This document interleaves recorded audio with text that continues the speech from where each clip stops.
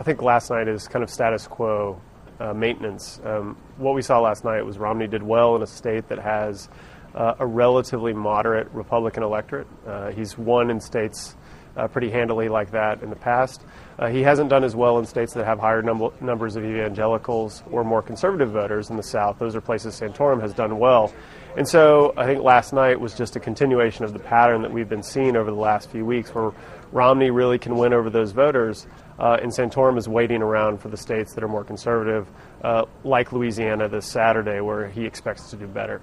Well, I think it makes it very difficult for Santorum to win the nomination and accumulate more delegates. It's difficult looking at the math to imagine a scenario where Santorum or any candidate other than Romney is going to get a majority of the delegates. But that doesn't seem to be what Santorum cares about at this point.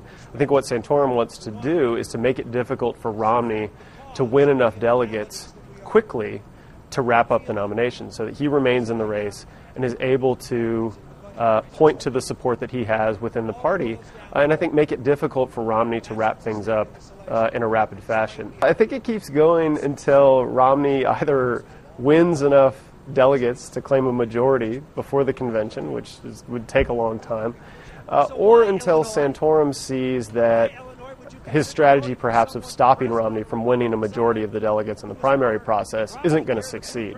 And then he may decide to either drop out or adopt a different tack.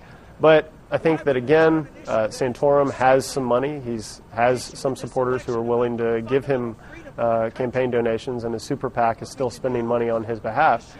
So as long as he can keep mounting a campaign and keep winning votes and probably do pretty well in states like Louisiana, he's going to have a case to make to stay in the race. I think it's very unlikely that Santorum is going to become the nominee, but I don't think that necessarily means he's going to drop out anytime soon.